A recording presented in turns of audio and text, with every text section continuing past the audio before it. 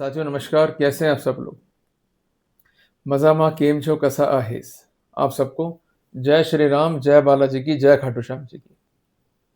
आज एक महत्वपूर्ण टॉपिक को मैं डिस्कस करूंगा। टॉपिक जो है जुड़ा हुआ है धारा 12 प्रिवेंशन ऑफ करप्शन एक्ट से। हम सब जानते हैं कि जो कंसर्न धारा है ये डिफाइन करती है ऑफेंस ऑफ अपॉइंटमेंट को, पर इसका स्कोप क्या है, इसका सिनेरियो क्या है, इन सब बातों को हम जो है डिस्कस करेंगे। क्लियर है? तो सबसे पहले हम लोग चलते हैं ऑन द स्क्रीन। मैं कुछ पॉइंट्स बताऊंगा आपको, उसको ऑब्जर्व कीजिएगा, नोट डाउन कीजिएगा और अपने केस में जो है अप्लाई कीजिएगा। तो आज हम जान जाएंगे धारा 12 क्या है, पर जानेंगे आसान शब्दों में। ठीक है, कोई टेंशन नहीं अपने को, बस सिर्फ बातों को समझना है, ऑब्जर्व करना है, नोट डाउन करना है और ट्राई करना है to apply to your own case. चलते हैं अपन ऑन द स्क्रीन। साथियों, आज हम बात करेंगे डिफेंस पॉइंट के ऊपर जो कि जुड़े हुए हैं सेक्शन 12 पीसी एक्ट से। सेक्शन 12 जो है बेसिकली बात करता है अपॉइंटमेंट की। तो कुल मिला के हम ये कह सकते हैं कि regarding the appointment there must be active participation on the part of accused, जो कि पॉसिबल है by the way of aiding, by the way of instigation, by the way of criminal conspiracy. पर इसके लिए ठोस साक्ष्य फाइल पर होनी चाहिए, general allegation, omnibus allegation, mere surmises and conjecture could not be a basis for the prosecution। Clear हो गया? जो कोर डिफेंस लाइन है ये मैंने क्लियर कर दिया आपको। अब आते हैं स्पेसिफिक डिफेंसेस पे जो हम यूजुअली लेते हैं। समस्या नंबर 1 कि अक्यूज सिर्फ प्रेजेंट है, mere presence of accused would constitute offense। ये कई बार क्वेरी आती है आपकी।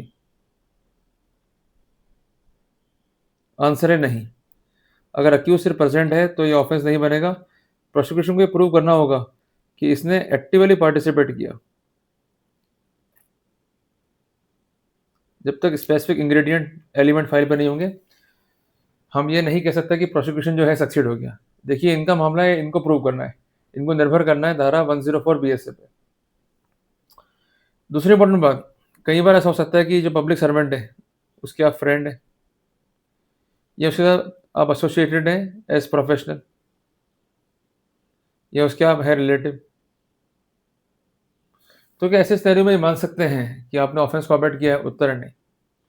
स्पेसिफिक रोल बताना पड़ेगा आपके पार्ट पर, प्लस आपका क्या है एक्टिव पार्टिसिपेशन। अगर आपका एक्टिव पार्टिसिपेशन शो नहीं कर पाता है prosecution, then definitely we could have the benefit. तीसरी बात, कई बार ऐसा होता है कि आपके पार्ट में नहीं होता है ओवर एक्ट, तब भी केस बनेगा? उत्तर नहीं। स्पेसिफिक एक्ट आपका क्या है इंस्टिगेशन में, एडिंग में, क्रिमिनल कॉन्स्पिरेसी में, ये बताना पड़ेगा। अगर एलिगेशन स्पेसिफिक नहीं है केस फेल होगा।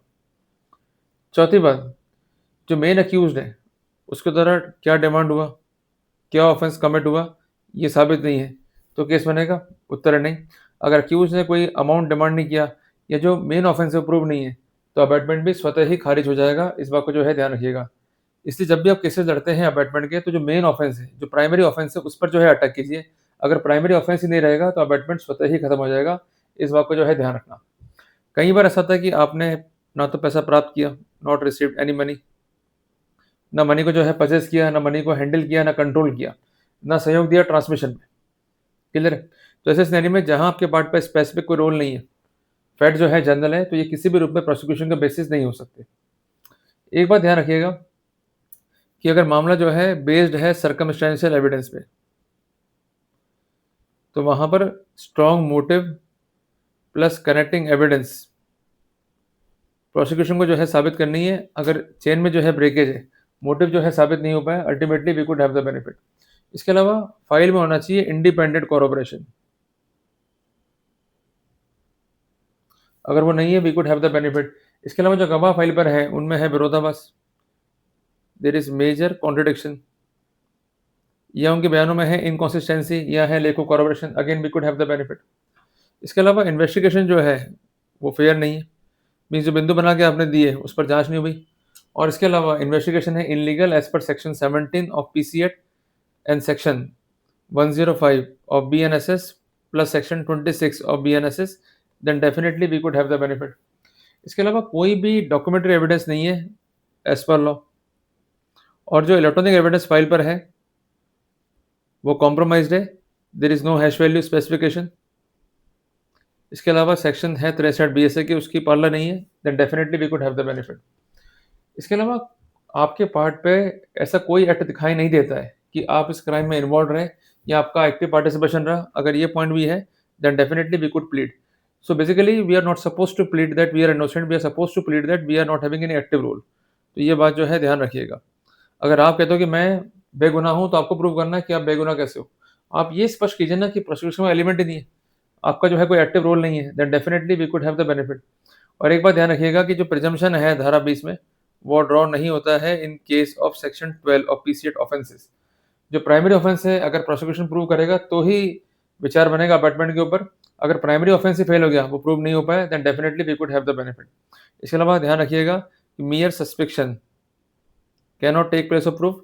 प्रोसिक्यूशन को स्ट्रॉन्ग एविडेंस जो है रिकॉर्ड रखनी होगी, तभी केस जो है साबित हो पाएगा। और इसके अलावा जो केस है वो साबित करना है प्रोसिक्यूशन को बियॉन्ड द रीजनेबल डाउट। अगर एविडेंस पे दो व्यू पॉसिबल है, एक व्यू अक्यूज के पक्ष में है, एक व्यू जो है खिलाफ है उसके, जो व्यू अक्यूज के पक्ष में है उसको जो है फॉलो किया जाएगा। तो कुल मिला करके हमने आज समझा कि अबैटमेंट क्या है, इसके आवश्यक तत्व क्या है, डिफेंस जब भी लड़ता है कंसर्न मामलों को, तो उसकी क्या रहती है स्ट्रेटेजी और किस प्रकार उसको जो है प्रोसीड करना होता है, और क्या क्या एरियाज जो है कवर करने होते हैं। हालांकि एरिया और भी हो सकते हैं, पर जो मोटे मोटे एरियाज जो मेरे संज्ञान में थे वो मैंने आपको जो है स्पेसिफिक कर दिया। तो कुल मिलाकर के हमें फाइल को पूरा पढ़ना है, फैक्ट्स को देखना है, जो स्थितियां हैं उनको देखना है, ताकि डेफिनेटली हम जो है फायदा ले सकें। तो कुल मिलाकर के केस मुश्किल नहीं है। ढंग से नहीं लड़ा तो मुश्किलें पैदा हो जाएगी, ढंग से लड़ लिया, आपके नोट्स रेडी है and you are specific, you are pinpoint in your approach, then definitely आप जो है जीत सकते हैं। इसलिए केस को मजाक में मत लो। ऑफेंस जो है टेक्निकल है, अगर जगह प्रॉपर नहीं करी, आपकी अप्रोच जो है टेक्निकल नहीं है, तो आप सक्सीड नहीं हो पाओगे। इसे जीतना है तो आपको अच्छे वकील रखने पड़ेंगे, आपको तैयारी जो है पूरी करनी पड़ेगी, और स्ट्रांगली केस को जो है कॉन्टेस्ट करना पड़ेगा। अगर नहीं करा, नुकसान जो है आपका हो जाएगा, किसी का कुछ नहीं बिगड़ेगा। इसलिए अगर आप बैठे हो वकील साहब के भरोसे कि वो केस को लड़ लेंगे, तो आप गलत फहमी के अंदर हो। केस खुद तैयार करना, आपको पॉइंट्स खुद निकालने, फैक्ट्स पे जो है काम करना पड़ेगा, तभी आप सक्सीड हो पाओगे। सिर्फ आपका अप्रोच रहेगा सामान्य कि नहीं साहब मुझसे नहीं हो पाएगा, वकील साहब बैठे तो हैं, मुझे क्या करना है, मैं क्यों मेहनत करूं, तो आप सक्सीड नहीं हो पाओगे। जल्दी मिलेंगे एक नए टॉपिक के साथ। टिल देन, जय राम जी की।